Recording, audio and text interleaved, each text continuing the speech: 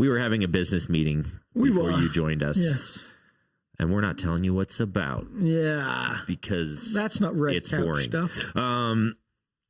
It's good to see you all. Welcome to the Red Couch Theology. Why did I say it's good to see them?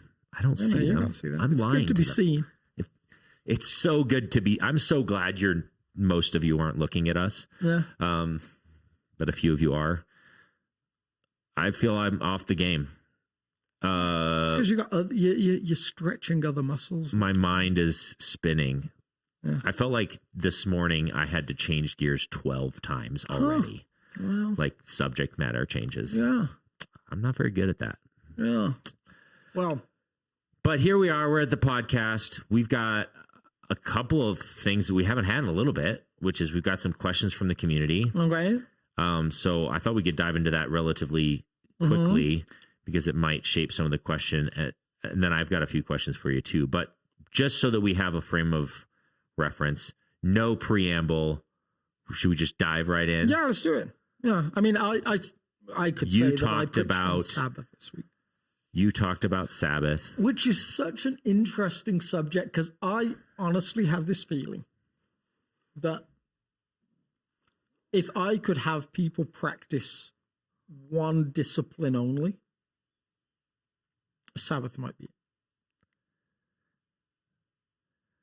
I might agree. So one, it's like this beautiful, like super powerful big thing. And on the other hand, like depending on your upbringing, like Sabbath is miserable. Sabbath versus prayer or reading the Bible. So before prayer was commanded, before reading of scriptures was commanded, Sabbath was commanded, right? So wow. I think again, this isn't a world where you genuinely can only pick one. Which doesn't exist. You're on a desert island. You're only allowed one spiritual practice. What do you choose? You're like, I'm on a desert island. Sabbath is unnecessary. It is all Sabbath. Although you still got to build yourself shelter. You still got to get yourself food. You got to like. Okay. All right. So I'm just going with scripture on this, like with the story on this. You're going with scripture. Like on this one, with the sense that like this is the original thing of like remember the Sabbath, like the Genesis 2 like implications of it, the desert narratives where they don't have anything to do either, really. I mean, what were they doing in the desert? Like rest was so important that God said, when the only thing you do is walk out and pick up food off the ground, I want you to have one day a week where you don't walk out and pick up food off the ground. Like that's just, I mean, it's quite an incredible command, really. Yeah. Before there's any other interpersonal commandments, before God says to a group of people, when you're with someone, make sure when you leave, they're still breathing. Or at least don't play a part in them not breathing anymore. Before he says that, he says, on the Sabbath, I want you to remember it and keep it holy. And it's like at the very beginning of the created order, he models it. Yeah. So, all right. So you're making you're starting to make a case. Yeah. That this might be one of, if not the most foundational things. Now, is that because of our current culture? It's the most powerful one of the most powerful spiritual practices because our culture is so spun up. Or so right now, would you have said that like hundreds and hundreds of years ago? So I think what I would say is, I'm saying it because of our culture to a degree. Like that's what flags it for me. But my support basis is actually broader than just this culture. Okay. So the support structures I'm putting in for that argument are not, our culture's really crazy. Now, I do think, and I'd be interested to see what your childhood looked like with this again. You were like in Africa to whatever. Yeah. So Sunday was definitely different for us when we were kids, like not necessarily just because my parents chose it to be different. England in the 90s, there was not really anything open on a Sunday. Yeah. You would find, like, I think somewhere in the late 90s, they started to shift to supermarkets being open for 6 hours a day. So you could open from 10 till 4. So somewhere that shift began to happen. But for the most part, like, there wasn't really anything open. Restaurants started to open in the evenings, but there were lots of things that were shut down. Yeah. When I grew up, there weren't stores.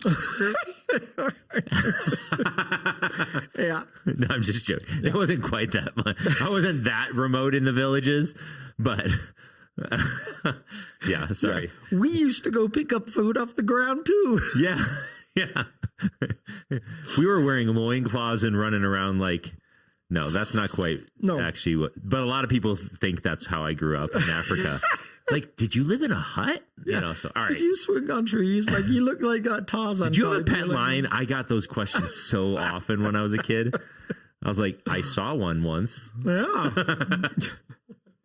And then he tried to eat me, so I stayed away. Oh, man. Yeah. You had an interesting... Sorry. I just told you were like in this like beautiful momentum, and then I derailed it. Yeah. Yeah. I knew that was how it was going to be. So yeah, I think my upbringing was Sunday was different. But I don't think my parents thought about it as a practice. I don't think if you could ask them, like, oh, do you practice Sabbath? It was a little bit more culturally driven.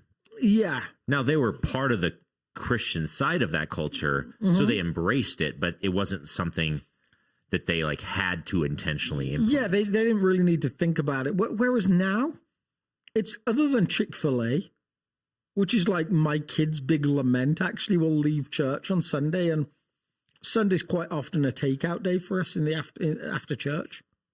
So, like, for them, like, we'll be like, oh, where do you guys want to go? And they're like, Chick-fil-A. And we're like, no Chick-fil-A. So they almost resent it. Chick-fil-A, what a dirty, rotten trick to play. Oh, I know because it's Sunday. Chick-fil-A. Have you heard that song? No. Really? Great song. I like it. It's this Christian comedian. He talks about, like, he sings a whole song with that melody. Like, oh, man. You know, he talks about waffle fries. I need them in front of me, you know, and then kids get in the van for we can go there today. Oh, no, we can't because it's Sunday. Chick-fil-A. I love it. It's so funny. Brilliant. Well, yeah, we have that without the music. Yeah. But now I'm going to start singing it, which I'm sure they'll love. I'll have to send it to you. Yeah. But that, like, that's the one difference you might pick up on. Everything else is just the same. Stores, same. Like, swimming pools, same. Zoo, same. Mountains, same. Like, there's nothing to flag it for you. Like, I think to be honest, the biggest difference lots of families would notice is that football's on, but football's on other days too. Yeah, so like that rhythm of a Sunday, it doesn't have quite the same drive it did. Now for people that work in the corporate world, there's a shift there, right? Okay, so like Saturday, Sunday, the markets aren't open. Like, most office environments are shut down. So yeah. But your capacity as a family to go out and do things, to have lists of stuff to achieve, is just as like prevalent. If you go to the south of France, 1% church attendance, maybe 2% church attendance, there's nothing open. Yeah, like you try and go out to buy bread on a Sunday. No, you'll wait till Monday. Like, there's just nothing there. Everything's shut down because they still have this sense of like rhythm. Yeah, to corporate life, even if they don't have it for religious purposes. So like, you got to go to the store by 5 o'clock on Saturday evening to get milk and bread for the weekend, because if you don't, you got to make it yourself because there's nowhere to get it from. Wow. So those shifts are interesting societally. We've kind of tried to create this service industry, this recreation industry that's just as available to us on a Sunday as it is on a Monday, Tuesday, Wednesday, Thursday, Friday. So we can say to people, oh, you're off work today, go enjoy. Go spend money, go buy things, go go get takeout, go do all these things. I guess, the only other thing is like occasionally you'll get a store that closes 2 hours early. Maybe. But, like who knows when a store closes anyway? I don't have a clue. Yeah. So I think those shifts are interesting because it, like on a business level, it makes sense. I wonder how much economic dollars you lose when you shut everything on a Sunday. Yeah. It's probably pretty substantial. On paper. I wonder if that actually happened, whether like there'd be some sort of like spiritual power behind it and still be fine. Maybe. Like you could make a case based upon places like Chick-fil-A or that story you told about last week about that, was it candy shop or toy store or something? Yeah. Where they're like, Chick-fil-A's ridiculously viable financially as a business. Isn't that crazy? Without Sundays. And who knows why that is. I can't remember where. It's because they follow Jesus and they don't open on Sundays. I'd love it if that was the reason.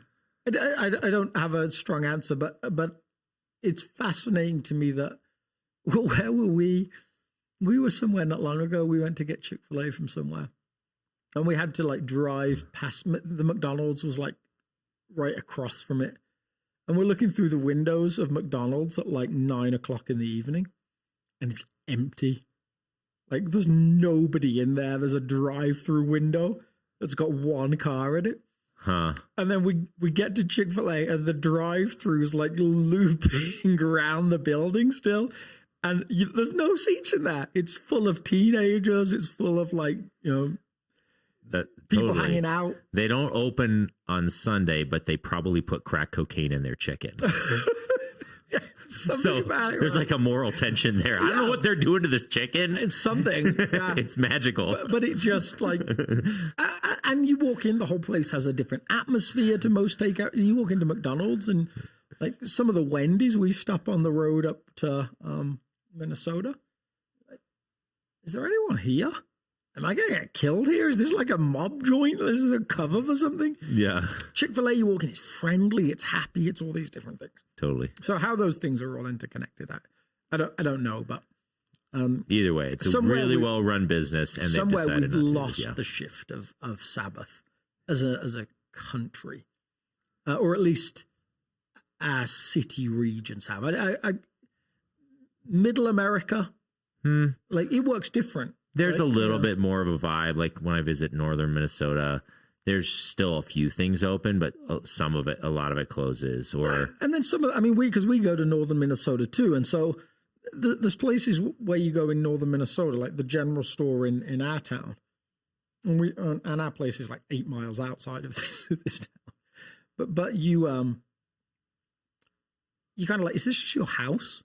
Yeah. And you just kind of operate a business from it because they just seem to hang out there all the time. Yeah. It's a very different world. Like, we're not open, but if you ring the doorbell, I'll sell you something. Yeah, totally. It doesn't really work like that. So the interaction between work and housing in some of these places, in some of these small towns, is a little quirky. And then, a lot of them, like on Sunday, it's just nothing's open. Yeah.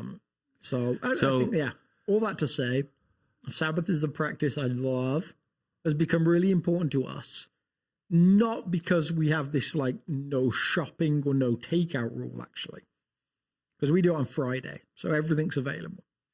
And I think one of the things I didn't get a chance to talk about is how dependent what you do on Sabbath is on what you do the rest of the week. Yeah, if you want to do Sabbath right, you've got to plan for it a little bit. Yes, and sorry, what I mean by that is like, so for me, when I worked on a golf course, I would never mow my lawn on a Sabbath. Now I work in an office, I might. I see what you're saying. Mowing a lawn has a recreational element to it that it didn't have And the reason you can say that is your one of your main texts this week was the idea that the Sabbath was made for man, not man for the Sabbath. Yeah. That it's not like, so you talk about that, like, so how is this a rule that in Jesus's day kind of went off the rails, where it was like, I never knew. I've heard a lot of different things about Jesus's day, but I didn't know that was one of the reasons why they were so militant, was that they thought if they could convince everyone to follow it, essentially everything would be better in their nation. That was a Pharisee tradition anyway, that if everyone would just obey Torah, God would intervene. Yeah, the general Torah, but it was like, but Sabbath was a big part of that. If we could just get 2 weeks in a row. So that's why they were hunting people down. Like, wait, what are you doing? And so, and one of the things I think a lot of Christians miss because of the arguments between the Pharisees and Jesus that are constantly repeated is that if Jesus is close to one sect, it's the Pharisees, right? I mean, the way he lives, in some ways, he could almost be a Pharisee. Yeah. So it's almost like family arguments. Like, and that probably overstates it, but it's like their surprise at Jesus' way of living is a little bit centered around, no, we thought you were like us. Like some of the things you say are like Pharisee type things. Like you, and like I think especially the Gospel of Mark sort of sketches this out. Like the early part of Mark, they're like, this guy might be kind of cool. Like his interactions with them are pretty cordial. Yeah, and there's a few positive interactions with them, and then he'll do something out of left field, and they'll be like, wait, why did you do that? Why did you do that? And it gets increasingly, by the end, they're like, this guy's crazy. Yes. Yeah. So like, I think you can't read Jesus' mind. I think some of the interactions are possibly around, like, Jesus has some like implied like undertone of like, oh, you're so close to some of this stuff. Like some of the ways that you're thinking about this are actually right, and yet there's a rigidity and a over religiosity that's the yeast that ruins the whole thing. Yeah. Okay. So yes, there's this desperate desire for Sabbath obedience from this group. Okay, so for us, what's the rule? For someone out there who's listening, they're like, I get it. You sold me. I mean, I should practice Sabbath. What's the rule? When does it count as Sabbath, and when is it not Sabbath? Well, and again, like I would say, like there isn't a rule. I mean, Paul would say there isn't a rule. Like, don't let anyone condemn you over Sabbaths and new moons and all these different things. Like, you're free people. That I mean, this is what we'll get to with fasting next week. Like, we're surprisingly free. Like free to obey.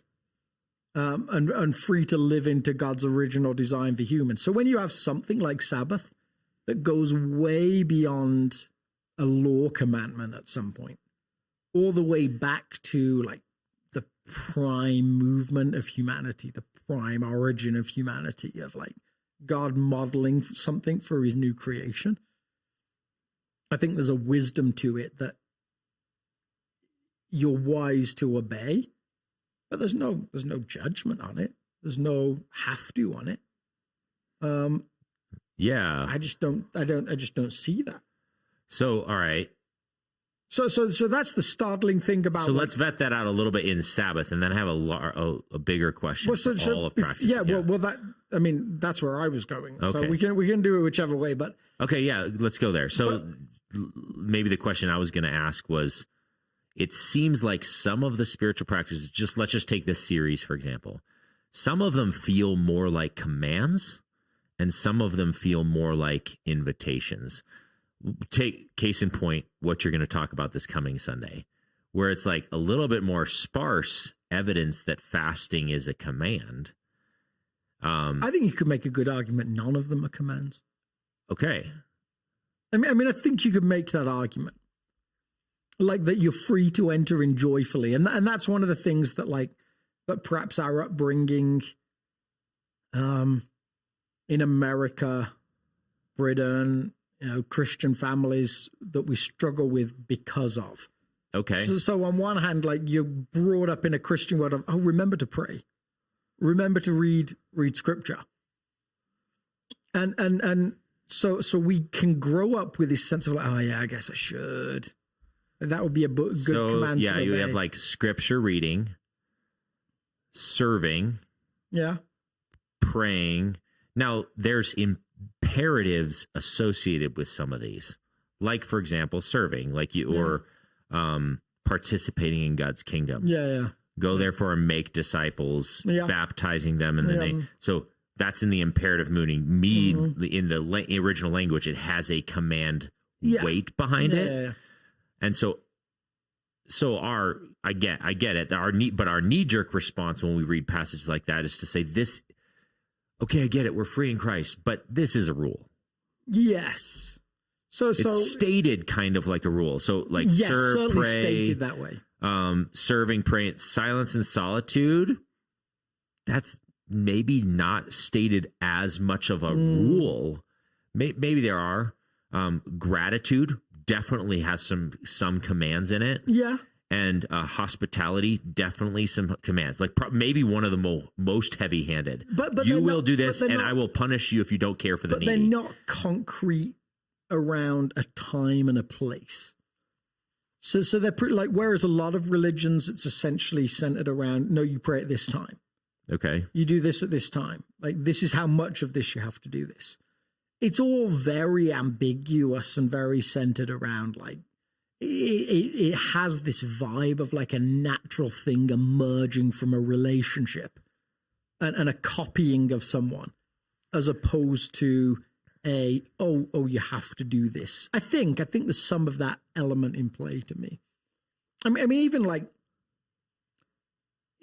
prayer, like, it's hard to find specific commands of how often you have to pray in the New Testament. Yeah. Like, Jesus prays regularly. You get the implication like it's a huge part of his life. And so what I think the risk of emphasizing them as rules as opposed to invitations is, like, you turn them into these dry, bleak things that are requirements. Now, if you want to pray and be in relationship with God in that way, there'll be seasons where it feels a dry thing to do, and you feel like, did I get anything out of that? Did God get anything out of that? Was anything communicated? But the major emphasis of the New Testament is not rules to follow. And so our natural tendency for some reason, I think, is to look to rules for rules to follow. That's a really easy thing to do. Yes. So I think there's more emphasis to me on invitation and relationship than on rules. Yeah. And so when you look at the difference between, like, for example, when you find a missionary that's managed to somehow get into a country like North Korea or China, certainly over the years, maybe even still now, they catch hold of scripture, and they maybe even have just one page of the Bible that they swap around with different people, and they crave it. It's not a rule-based thing. It's a longing for it. They desperately want to engage with it. Yeah. And that seems to have a beauty to it that we lose when we grow up with, remember, you got to read it. Remember, you got to read it. Remember, you got to read it. It loses some of its life, I think. Yeah. So that doesn't take away the fact that there's imperatives there, sure. Yeah, but there still seems to be like a heavier handedness with some of them than the others. That's fair. Yeah, some of them are like, yeah, you'd be wise to do this. And it's that soft in the text. And then there's others where it's like, for example, maybe the hospitality one would have this flavor if, given the way that Sean read it, the idea of hospitality including caring for the needy. Yes. I mean, even in the New Testament, Jesus turns over the money tables partially because that's not happening. Yes, but then that's part his, like, he's furious that this practice is not happening. And then at the same time, Paul talks about having gifts of hospitality, right? Like, there's the gift element to it. I think in Romans 12, is it? There's like, some of you have this as a gift. Like we see that with some people, that's a natural thing that flows out of them. Others, it's more of a practice that's harder work. And so, again, there's no rule on how often you have to offer hospitality. Totally. So I think those rules get built in later in certain organizations. Yeah. And can often feel lifeless. I actually had an interaction that like maybe is a bit of an aside, but just came to mind. So I had this really close friend when I was in church in England, and we were chatting after a service, and this friend just happened to be black. I didn't think of him as a color, but it was a friend that happened to be a different color to me. And we were in conversation one day in the foyer, and this guy came over to him and he was like, "Can we chat for a little while?" And we were fairly deep in conversation, and the guy was like, "Yeah, I mean, we can." And the guy's like, "Just part of my, like, I'm part of the Promise Keepers. Part of our rule is we have to, like, build, like, a relationship with someone who's a different color to us." And everything about it just came across as really toxic and lifeless. And, like, he was trying to get this thing ticked off. And I'm like, oh, man, I think you killed any idea of friendship the moment that you approached it with that kind of definition. You're a box to be checked. Yeah. Interesting. So I think across the board, like, I've chosen to emphasize more of the relational element than the rule-keeping element. So I think it might be like we've talked about Richard Rohr's framework of like first life, second life, whatever, third life before on the show. Yeah. Just by way of reminder, I won't get into the details of it, but it's somewhat like when you first start in your faith, you tend to have more rigid systems in your mind. Yeah. Black and white. What does God want me to do? Yeah, what does he not want me to do? Yeah. It's a much more binary stuff. Then second phase is a little bit more like, oh, these rules, it's a little bit more what you're saying. These rules are a little bit more ambiguous and confusing and more complicated. Yeah. In fact, it's almost harder to obey them if they're binary than if they aren't. And so you start to say, oh, there's some freedom here to say things like, you know what, I am, like, one of the ones for Sabbath for me would be, I love cooking. It's actually one of my things, like baking bread or something. Yeah. So it's one of the first things I want to do on Sabbath. Sure. And so why would that be on a list? If you're following the rules, you should prepare all your meals in advance. What you do on Sabbath would certainly not fit into a Old Testament Sabbath framework. Exactly. And I think that's okay. Yeah. And then the third phase is where you like, or the first or second phase is it might be a little bit marked by like, frustration you were ever in first phase. Yes. And a kind of looking down on anyone who still is. Yeah. And then third is where you start to reconcile this is all part of the journey. Yeah.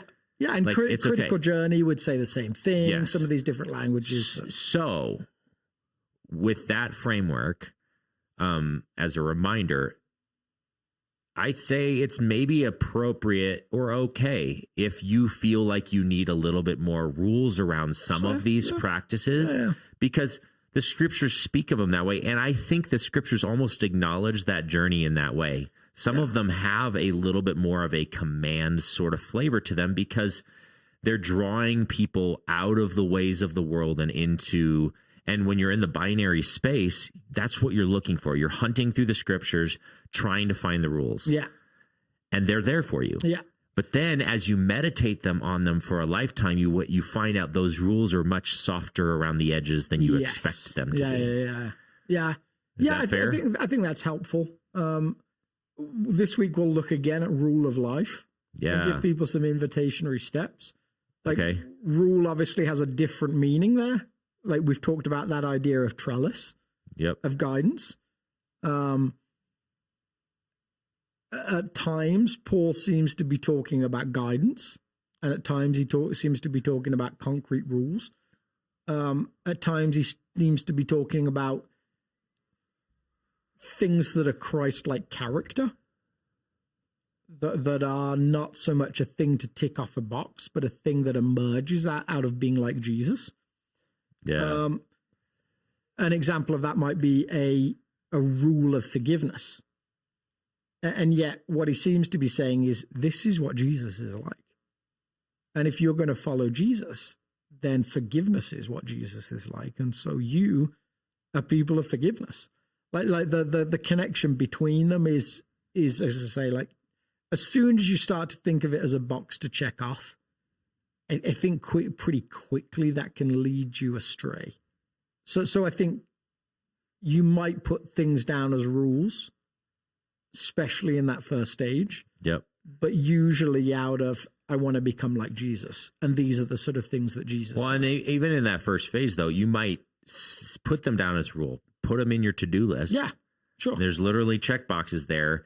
And then you find out as you wrestle with it, this is way harder than I expected. You go back to the text to double check it. And then before you know it, you start to realize, yes. I understand now this thing that used to be a rule, which you painted a beautiful picture for on Sunday, like of Sabbath, this thing that used to feel stingy and tight and stuff actually becomes this statement I love where you're like, you're only 6 days away from rest. And when you say it that way, you're like, I'm in. You know, if you're overworked or busy or whatever, and that you hear it that way, suddenly you start to realize this quote unquote rule is there as a gift rather than as a, So to go back to my mowing example, I love caring for my garden. I don't get much chance to be in there. To be in the sunshine on a Sabbath, caring for it is not my work. I'm not a subsistence living farmer. I'm not operating in that way. I'm inside a lot. I sit at a desk a lot to be able to nurture the small piece of land I've been given to steward is just a beautiful gift to me. Yeah. And so I have no problem putting it into a Sabbath practice, knowing full well it would never fit into an Old Testament Sabbath practice. Totally.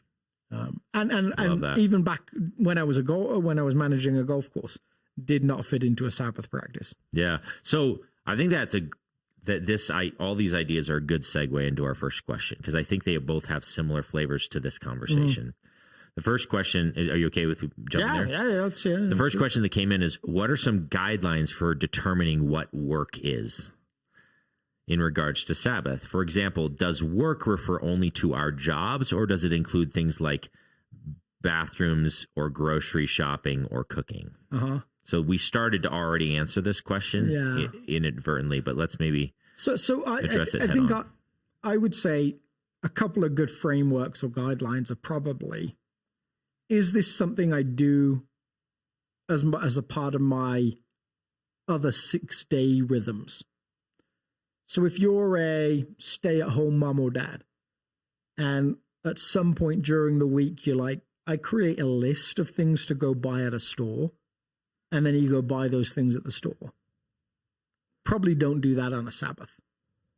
Like that's a little too functional. But maybe if you're retired, and getting out of the house and going to the grocery store is one of the highlights of your week. Yeah, fine. Yeah, make it a Sabbath. Sure. You and your spouse hop in the car. You take a mosey drive down to your favorite grocery store. You mosey around the aisles slow and at a leisurely pace, and you plan beautiful meal. Fine. So the joke around driving in England used to be Sunday drivers. Oh yeah, like Sunday afternoon, they would just there'd be people that were like, let's just go for a drive. Yep. And they'd cruise around about 5 miles an hour under the speed limit. Yep. It used to drive me nuts because they were so slow.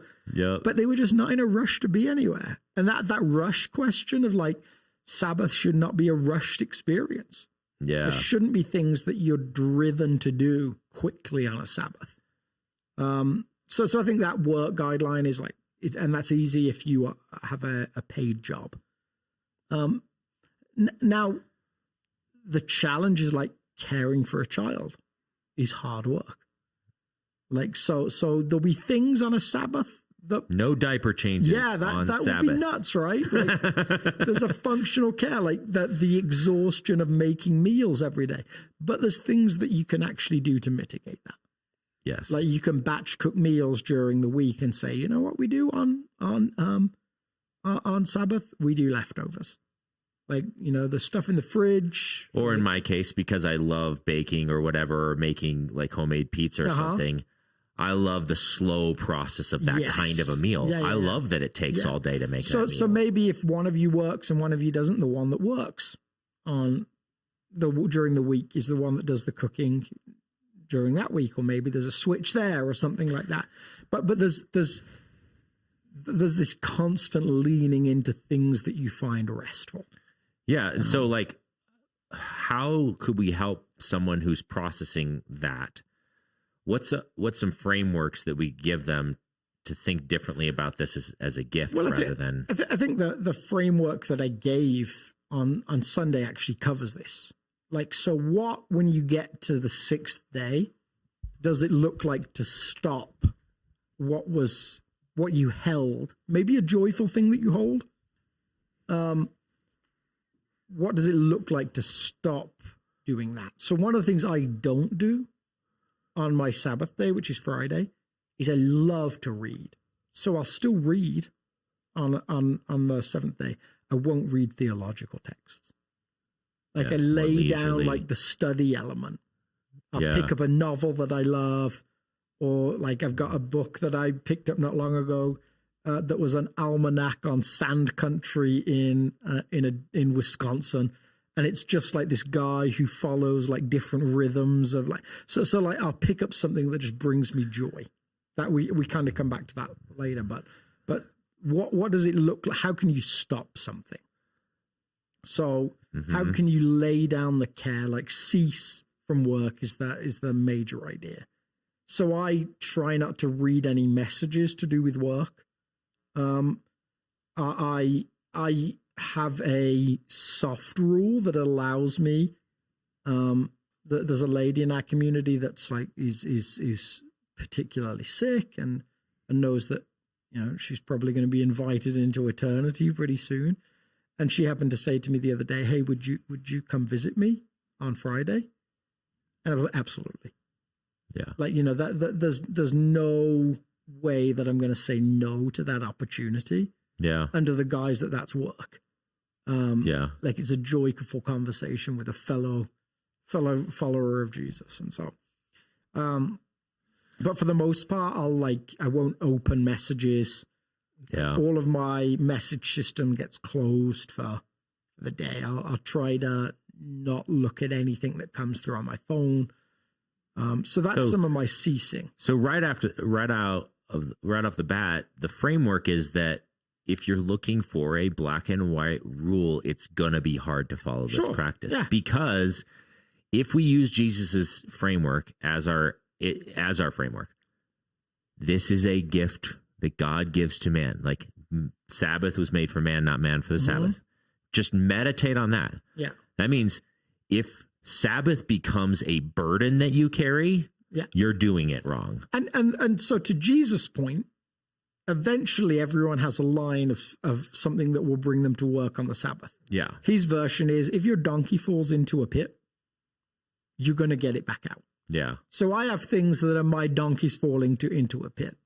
If something happens with the church that if someone calls and says the church is on fire, or someone calls and says this person I'm practicing Sabbath. Sorry. Yeah, that's not my approach, right?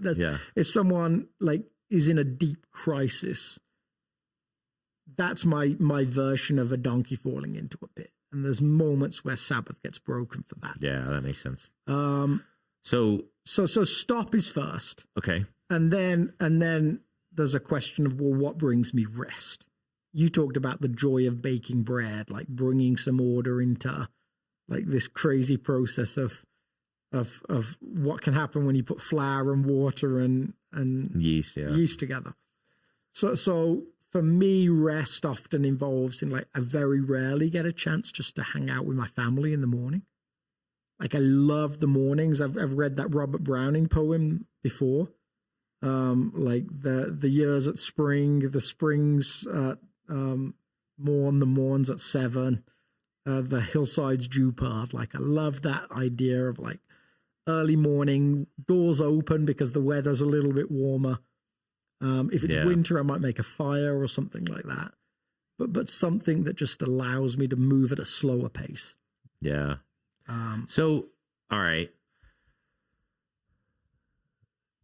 So, Is there a kind of rest that isn't rest? So I'm leading the witness. I'll give you one example. Binge watching a Netflix show from sun up to sundown. Yeah. Is that Sabbath? It actually fits. It fits the maybe even closer to the Old Testament rules of I didn't work. Yeah. I literally just sat on a couch and vegged out, ate potato chips, and watched movies all day long. Yeah. What do you think? And so what I can easily say is, for me, that's never rest. For me, I tend to come out of that with a tiredness and a sense of personal frustration that isn't restful for me. Yeah. So it's never a practice I would recommend. It might be a stretch for me to get to a point of saying that can be rest for nobody ever. Yeah, there have been moments like on a rainy day when our family can kind of like, let's grab the popcorn, let's turn on a fire, and let's watch movies. And then, oh, wow, we watched, the first of the Lord of the Rings. Let's watch the second one. Yeah. And it's so delightful, and it's community creating all that. Yeah. That's about the only time that's ever been restful for me. Yes. But if it just turns into this like snowball of one after the other and it's mindless, and you stand up from it, you're like, I'm more exhausted than I was when I started, and my soul feels empty. Yeah. So I have this working theory. Okay. Like, it's just a theory. Okay. I think there's almost no thing like that can't be included in Sabbath. But I think there's almost no activity that can be the whole of your Sabbath and not feel kind of ugly. Okay. So just like watching like 10 hours of Netflix shows is probably you're probably gonna come out and feel like a little bit like, this didn't feel like a rest. Playing 10 hours of board games is probably going to leave you the same way. Yeah. 10 hours of meal prep is probably going to make you feel the same way. Yeah. 10 hours of gardening is probably going to make you feel the same way. Eventually, there's a way of pushing. Like if I do skiing on a Sabbath, actually one of the things that would be my rhythm is like to head out like a little bit later than everyone else does. Yeah, we're not going to set an alarm clock. We're not getting out at 5 o'clock in the morning. We're like maybe like getting out at like 9, and we might get up there for like 10:30 or something like that. Extend your lunch. Yeah, and we might like if we do get up early, we might ditch out by like lunchtime and beat the traffic home. It's because we tend to ski with season passes rather than day passes. It's like how can we like make this a short, fun time rather than a long, extended time? When I used to go skiing for the week with my family, we would be out early in the morning and we would be the last ones off the hill. Yeah, it was like our one opportunity to ski. So it's if I went on a Sabbath and skied from like first tracks to the lifts closing, I'd probably come out feeling I didn't really rest. That's a beautiful observation. I think actually Sabbath is built for not doing anything. If I slept all day on Sabbath, I'd probably feel like it wasn't really Sabbath. So I think it's not so much the activity. It's the pace of soul. It's the variance and it's not invested in one thing only. Because, you could take any quote-unquote restful practice and turn it into a job. Yes. Real quick. If you're pushing and you're like, kids, we got to get out the door before the lifts are going to be open and then all the busyness. And does that sound like Sabbath to you out there? Like, no, of course not. Because overinvestment in one thing usually leaves you scrambling for something else. So if I overinvest, even something beautiful like sitting on the beach, if I over commit to that, I'm usually scrambling around to make dinner. So like there's interesting, like we're going to eat about 6. So instead of coming off the beach at 5:30 and desperately like grabbing meals together, like Sabbath might mean oh yeah, we wandered off about 4, and then we kind of tidied ourselves up a bit, and we lit some candles, and we kind of opened the windows, and we slowly prepped a meal. Slowness seems inherent to the Sabbath. Interesting. Like a lack of rush beautiful. seems inherent to the Sabbath. Listen up, folks. I think he speaks wisdom. So I love that. That's an interesting framework to put it through. But we have one more question. I think it's still in the same space a little bit, but let's look at this before we run out of time. The Sabbath, a day of rest. Yes, this is true. But what happens to remember the Sabbath day by keeping it holy? Do we still believe that the fourth commandment is relevant? I've read some articles where some believe otherwise. How about you, South Fellowship? There is a lot of verses in the Old Testament that refer to keeping the Sabbath, the Lord's Day, holy, especially like the verses in Isaiah 58, 12 through 14. But there are many. I also say those who work on the Sabbath should be put to death. Or it also says that those who work on the Sabbath should be put to death. Of course, we don't believe that, right? Yeah. I'm just wondering why there was no reference in the sermon to keeping the day holy. I know that there's actually day might, so on and so forth. So I'll jump to the end. Like you always say, sometimes it's hard to cover a topic fully on a Sunday morning. Perhaps you want to discuss the Sabbath a little bit more further. Yeah. So yeah. I mean, holy is an interesting word. Agreed. Yeah. Like a very strict translation is something like set apart, different. Whereas our understanding of holy, I think, tends to gravitate a little bit towards pious or something, spiritual or pious or heavy. So that was certainly like those translations were certainly like my grandparents' translations. Yes, like keep the Sabbath really, really morally pure and pious. Yes. Yep. So that I would say is maybe a less helpful translation when understanding. Maybe Jesus just a downright not correct one. Possibly, yeah. That's the aid in me coming out, just saying it how I feel it. So when you talk about keeping it holy, you tend to land towards, oh well, we got to do church in the evening as well. Now, interestingly, that was never a Jewish practice. In actual fact, like synagogue worship, up until the whatever century, I'm trying to think of it now, there wasn't synagogue. So if you didn't live in Jerusalem, you didn't have any kind of temple to go to.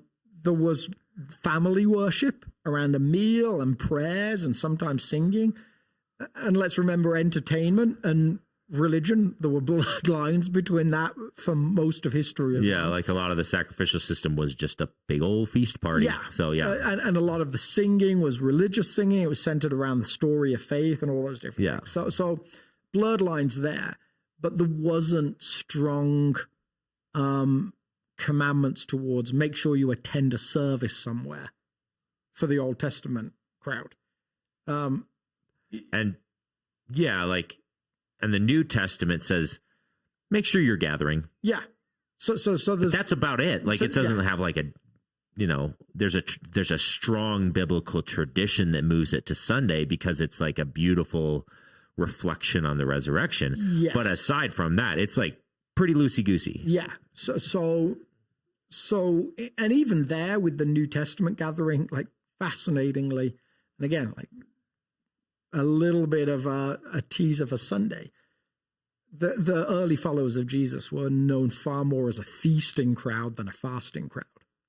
Like the love feast as a center part of their week was like very much pointed in that direction. Yeah. So I would say,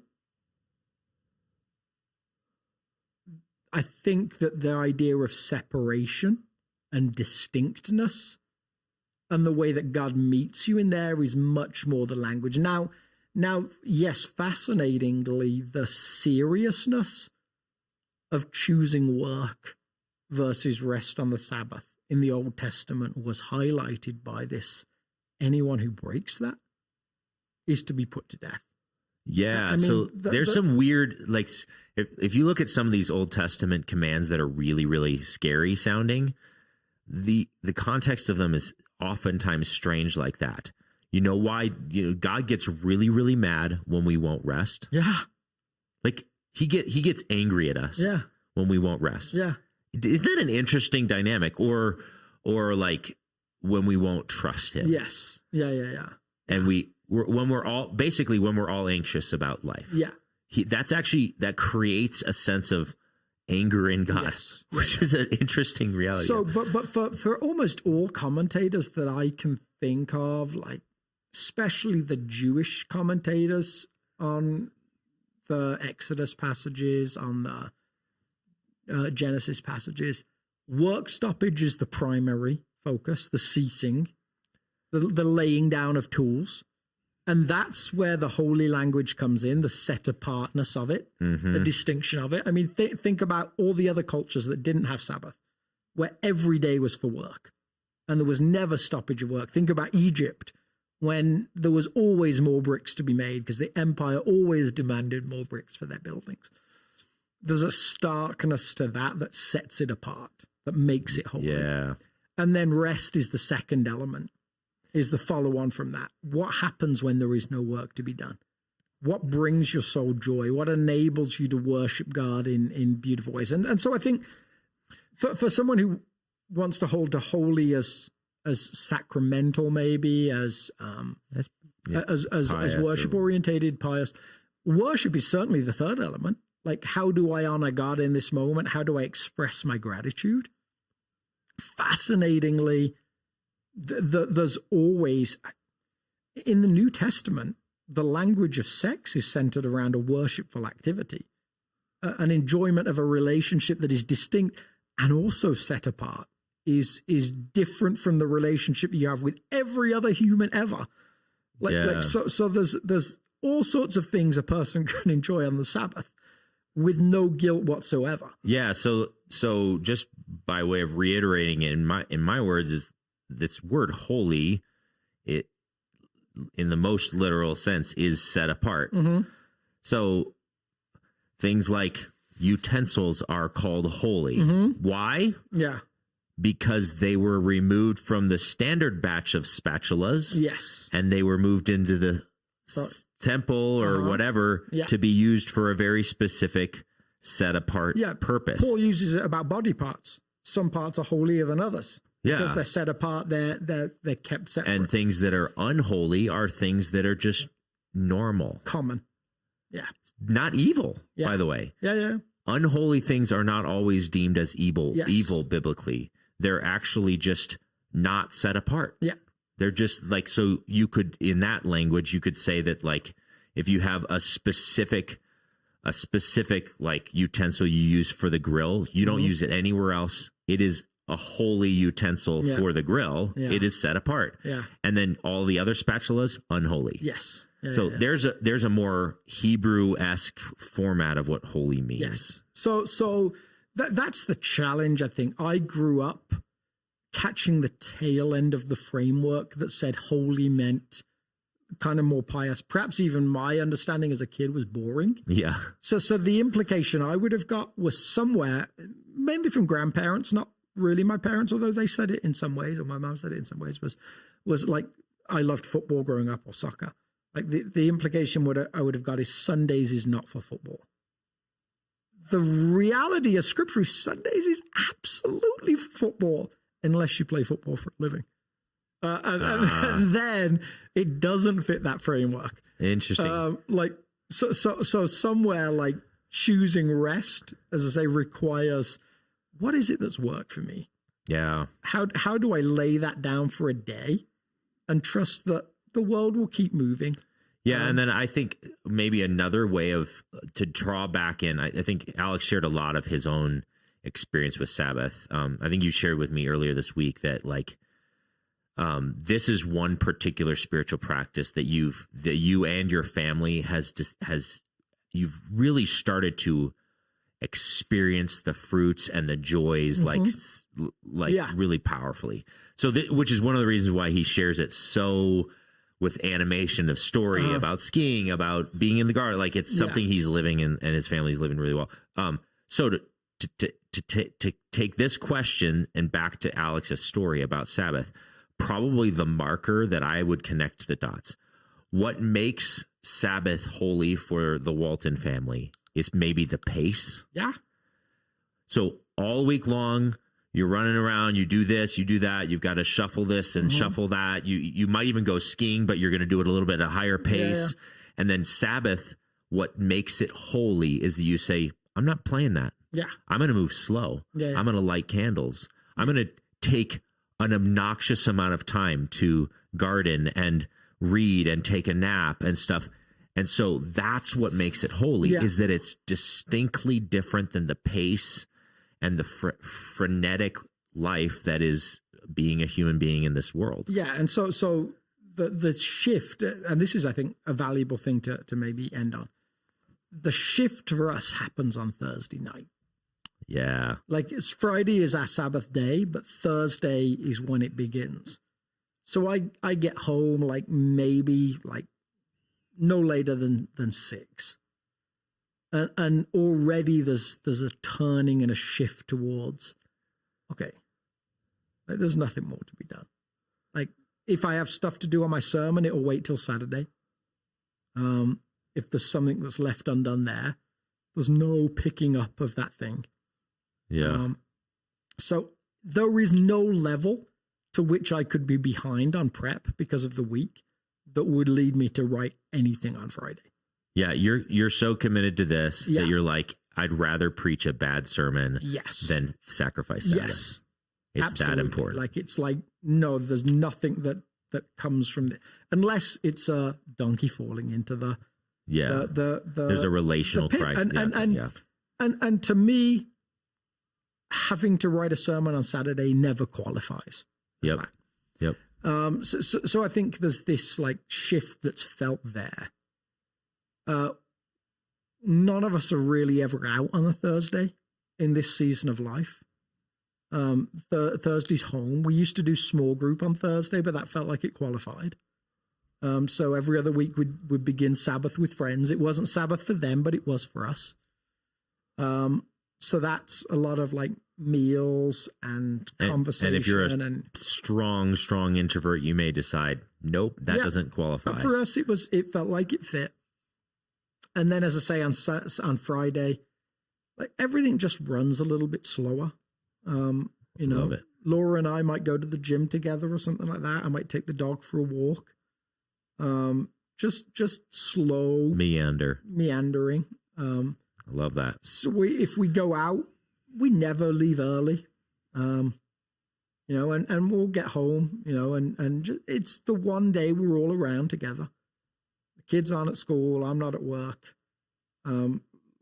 Laura, if there's tasks that have to be done just because life continues, like kids that have to be changed or meals that have to be prepped, she's got a partner to do that with, which changes the pace for her.